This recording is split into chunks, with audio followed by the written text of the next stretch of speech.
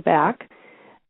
This is today's episode of 219 GreenConnect, where we explore topics about the environment and green living in Northwest Indiana. For past show archives, news, and upcoming events, you can check out our website at 219greenconnect.com or join us on Facebook or Twitter. Our ID on both Facebook and Twitter is 219 GreenConnect. You can also subscribe to our podcast on iTunes. Today's show is made possible by My Social Media Coach, providers of social media coaching and training for small businesses and nonprofit organizations. My guest today is Elizabeth Gingerich, the editor of the Journal of Values-Based Leadership and Business Law Associate Professor at Valparaiso University. The Journal of Values-Based Leadership defines values-based leadership to include topics involving ethics in leadership, moral considerations in business decision-making, stewardship of our natural environment, and spirituality as a source of motivation. Gingerich is a passionate advocate for sustainability, both at home and in business. She has installed solar and geothermal systems in buildings she owns. She has worked with sustainable business leader Ray Anderson of Interface and continues to be an organizational stakeholder with a global reporting initiative. Welcome, Elizabeth. Oh, thank you. My honor. Yes, and I, again, apologize for the technical difficulties. But it seems like the people that I roll with are very tech-savvy and willing to adapt. So these qualities serve well in all kinds of different environments. So I love that you really walk the talk. I actually went by your building that you told me about on Lincoln Way, installed a solar array that is installed there. Yes, this used to be actually the site of an old gas station. About 20 years ago, the underground storage tanks were extracted from the ground, and the soil was cleaned, and clean backfill was put in, and this building was constructed, and it's called the Neighbors Building, 3 stories tall, located at 409 East Lincoln Way in Valpo. And yes, if you must go to the back of the building to look at the top, to look at the roof, and it is flanked by solar panels. That is great. And you said in your personal residence you also have solar and geothermal. Is that correct? Yes, at our house, which is only about 3-4 blocks away from the commercial building. We initially installed geothermal in May of 2011. Which basically gives us free air conditioning in the summer, and with the hotter summers, it's coming in pretty handy. And we wanted to complement that in the winter with electricity, again produced through solar panels. So now, our garage on both sides, facing east and west, are also flanked by solar panels, and the switch was just made. We flipped the switch with NIPSCO actually last week.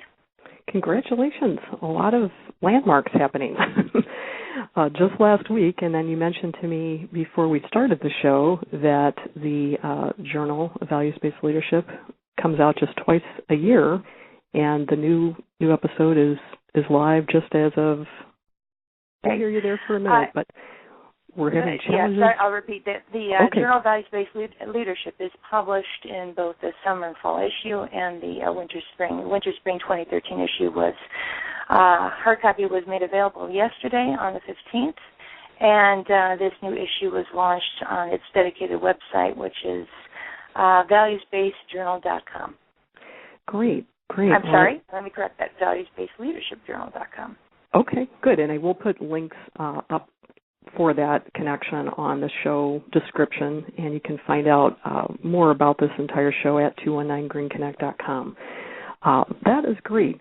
And so how did you get involved in sustainability from both a personal and a professional standpoint? Actually, a lot of this was influenced by my brother, who's a PhD in civil engineering and has been leading groups of students throughout the country through Engineers Without Borders USA, based in Boulder, Colorado, to countries such as Mali and Kenya and Rwanda for clean water projects.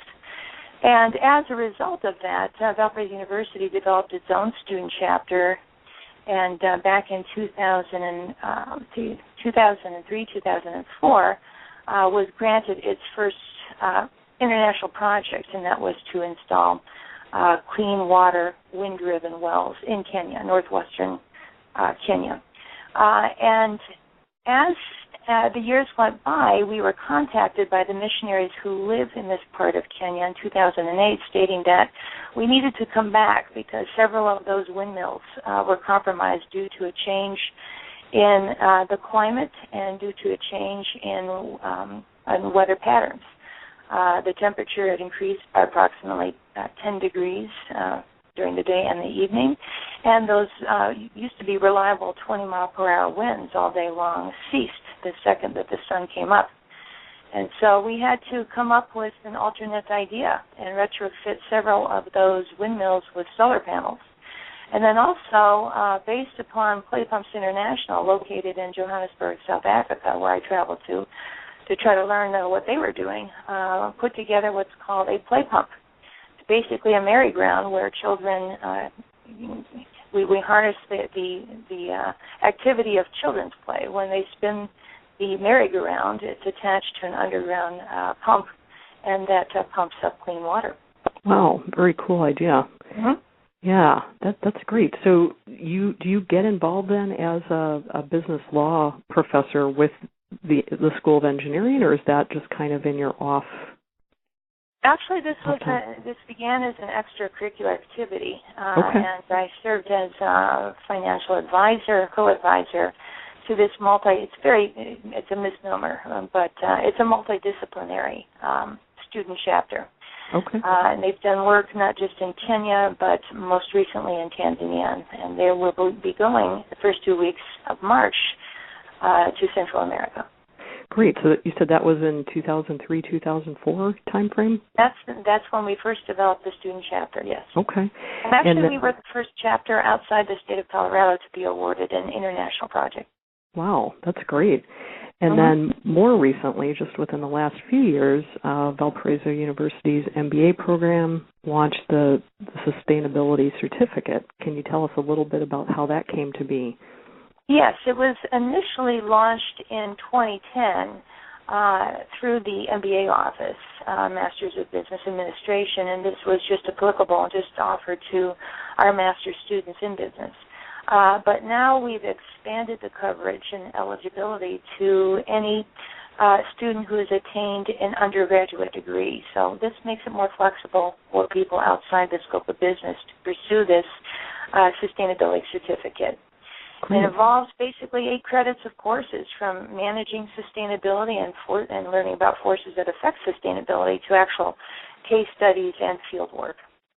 Great. And I know you've worked with some pretty heavy hitters in the sustainable business arena, notably Ray Anderson. And yes. Can you tell us a little bit about your work with Ray Anderson and Interface? Certainly. Actually, after my visit to Johannesburg, South Africa, to meet with Trevor Field, who is the founder and president of Play Pumps International, I became very, very involved in learning about alternate sources of energy. And if you Google, just type in the word sustainability, Ray Anderson's name comes up. Probably at least known by me as the king of sustainability, unfortunately taken away from us in August of 2011. But he was the founder and CEO of Interface Global, which is headquartered in Atlanta, Georgia, has branch companies in 10 different countries. It's a multi-billion-dollar business. And so I wanted to interview him for the Journal of Values-Based Leadership, which I did for actually our 3rd issue, and I think that was back in 2009. And through that connection, he invited me down to look at, to basically take a tour of his plants. I was simply amazed to see what they were doing with recycling old carpet, making new carpet from old materials, and the majority of their energy was coming from recaptured methane gas from local landfills. So Ray Anderson, by his own statements, was very affected by a book called The Ecology of Commerce, which he describes as an epiphany. And because of that book, he changed the course of his business. And instead of pursuing simply the bottom line, adopted the triple bottom line, people, planet, and profits, that are known as economics, environment, and social responsibility, and has a mission of achieving zero output in terms of zero waste from Interface Global, from all of its international companies by year 2020.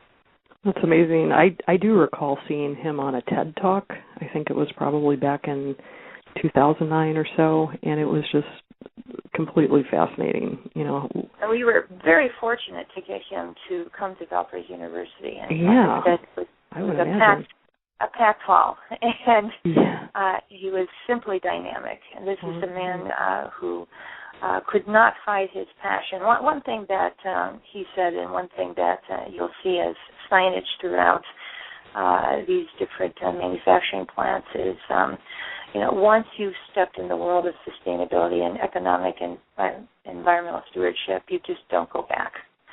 This is something that you just don't embrace and then decide to relinquish it at some point. So it's really, what can I say? It becomes a way of life. It becomes a change of culture and a change of mindset. Right. Well, I actually majored in economics back in, I'll tell my age here, but the late 80s at the University of Michigan. And unlike a lot of economics majors at that time, I actually took every economics of the environment class that I could take. And that was really an interesting way to look at both of those areas coming together. But I didn't hear too much about that as a major until a little bit more recently. So do you think this is a good sign? There are many universities offering environmental studies and certain degrees, usually postgraduate degrees in sustainability. That I just wanted to mention that during Ray Anderson's talk here at Valparaiso University, a student asked a question of, if you were to do it all over again, referring to current students now, what would you advise them to take in order to understand business sustainability? And he said, I would double major in business and biology. And those are typically two majors that you don't hear in tandem. Right. Maybe, management and marketing, finance and accounting, but in biology and chemistry if you're heading into medical school. But that was a unique partnering of majors that I have repeated as advice to advisees and students requesting information on this topic. Let me ask you this. How do you think companies generally awaken to the idea that this, sustainability issue is one that they need to take a look at? Is there a typical on-ramp of, what would be the first step? Well, I would say this. When you have companies as powerful as Interface and PepsiCo and even Johnson & Johnson to a certain degree, they can take the power, the economic power that they do have, and leverage it with their suppliers. And so I know that Cargill is one of the suppliers to Interface, and Subaru as well became the company car. Subaru has a plant just outside of Lafayette, Indiana, and it has generated zero waste. In fact, it has implemented restorative efforts. And so it's a chain of command, and if you want to do business with certain companies, especially that have key economic power, you need to basically be in alignment with this philosophy. And plus, one thing Ray did say to me that I think bears repetition is, if you have not been invited to the dinner, you will be on the menu. Okay. So with respect to businesses that are not paying attention to this movement, first of all, if you want to make a straight economic argument, if you listen to on February the 14th, Mayor Bloomberg's address, his State of the City report, he wants to basically outlaw not just the 32-ounce soft drinks, but he wants to completely eliminate styrofoam. And my introduction to business class, my students right now are trying to partner with local restaurants and offer them biodegradable sugarcane derivative alternatives. And so you even have cities like Janesville, Wisconsin, where Paul Ryan is from, which has banned styrofoam. China has banned styrofoam now. I know this is a trademark of DuPont. But in China it's referred to as white trash. And it's consuming so much of our landfills and has a toxic element called styrene. And when applied to heat, and a lot of people heat up their food in these foam containers, it can cause some health risks. Health risks, right. Yeah. Yeah, I do want to give a shout out to at least one local company that I know of that is committed to no plastic, and that is Johnson's Farm in Hobart, right on Highway 6. I attended a Society of Innovators luncheon there last year, and I really didn't know what to expect, but when I looked around and they pointed out the things that they were doing to be sustainable, one of them was using a biodegradable, I think it was a sugar cane or maybe a cornstarch-based drinking straw. And it looks pretty much like a regular drinking straw, but it is biodegradable and compostable, and they do quite a bit of composting right there on premises. And it's great to see that happening. One thing in terms of sustained, if we have sustained droughts as we experienced last summer, and more intense storms as with Sandy, businesses, and we all know that major changes have to be undertaken in order to preserve and protect this planet. And I just found it very peculiar when I taught in France, international law in France, back in the during the fall semester of 2010, how more advanced they are, Great Britain as well, but especially in France. Teaching in La Rochelle, France, and which is the port city on the Atlantic. First of all, you've got high-speed rail wherever you go, which makes all the sense in the world. Didn't see one traffic jam. And this is a city, second most visited city in France, and it has a lot of inlets and a lot of bays.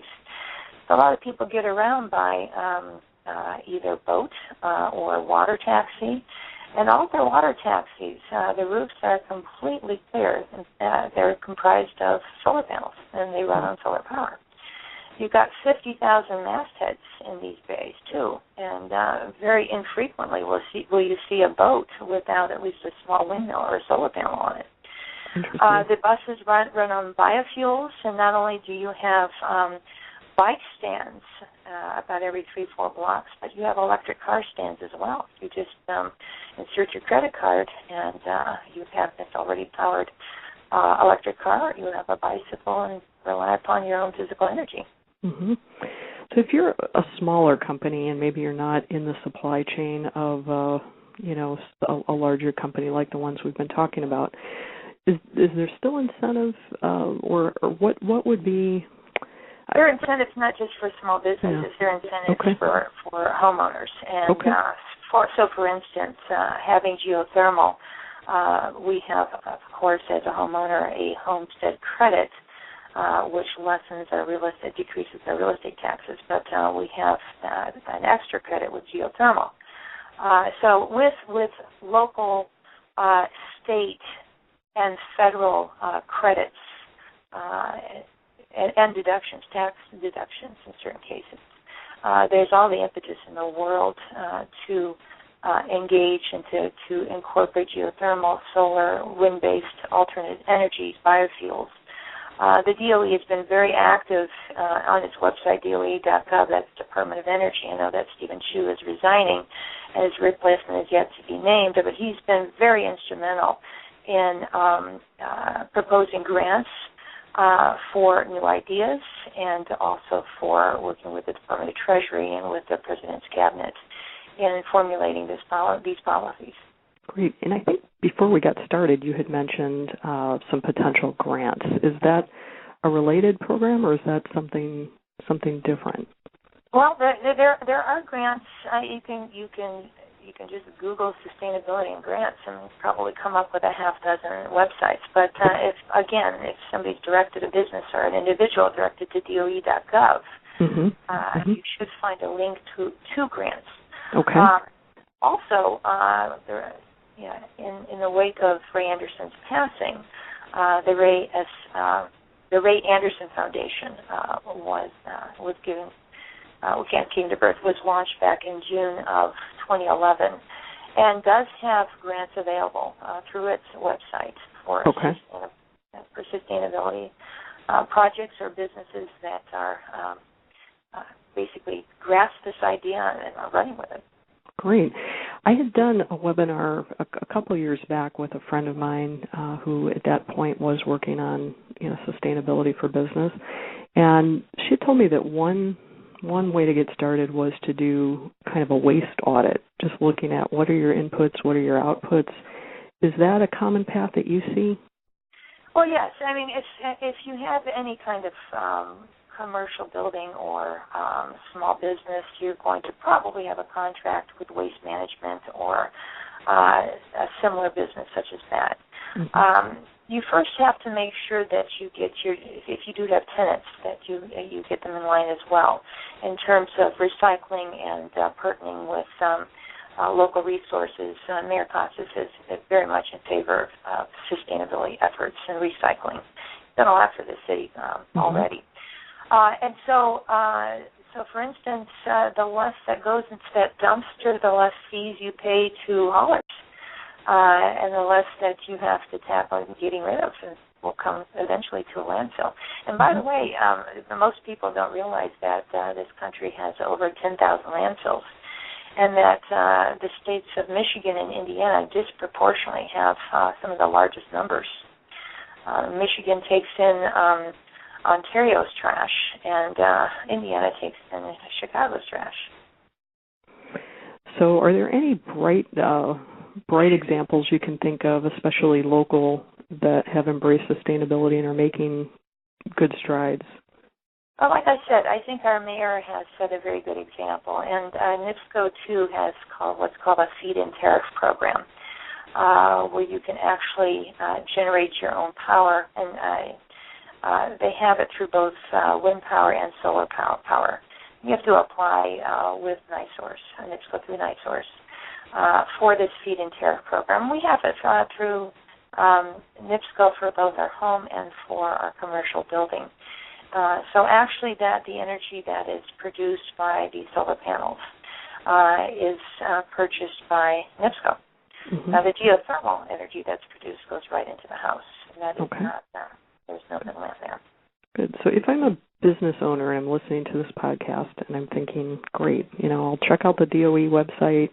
I kind of need a guide to talk me through this. Is this what graduates of the certificate program would be, taught to do? In fact, the first course, MBA 702, is managing sustainability. So it's looking at the different options. First identifying the problems and then looking at the various solutions. And reviewing the forces that affect sustainability. These two classes are taken prior to actually delving into case studies and then doing hands-on field work in sustainability. These classes combined not only give you the certificate, but really launch a person who's interested in beginning a new business. Great. And I might add that even with an older building, there's so much retrofitting that can be done. When you mentioned about the bottom line, the economic factor here, not just in producing less waste, but getting those double or triple pane windows, making sure that the outside is sufficiently ensconced with Tyvek or any other kind of material that keeps air from escaping and offers adequate insulation. And then if you're still using gas, and make sure that there are high energy gas furnaces that are being used. Here's a point in fact: the Empire State Building was retrofitted over the last 5 years, and I do not quote you exact figures. This could come right off the web. But in terms of how much they're saving in energy use, it's just astounding. I know that with our hot July 2012, that the city of Chicago, for its own building, spent over $60 million in excess just in air conditioning expenses alone. So Chicago is becoming a leading example of rooftop gardens to help with that insulation. You've got a black rubber roof, you're going to be just absorbing that heat, especially during the summer months. And by putting down the soil and actually putting down grass and bushes and trees, not only are you providing more insulation, but you're also giving off oxygen. Yeah, and so I'm thinking a lot of side benefits besides the beauty and the energy conservation and being a carbon, what do they call it, a carbon sink, or Well, these are also carbon offsets too. That's a whole different topic in terms of the carbon offset program that our government has. I'd love to have you back again to talk about any one of these things and go in further detail if we can convince you to come back sometime. But I see we're almost at the end of our segment today, but I really want to thank you for your time. I know you're incredibly busy with all of your different roles.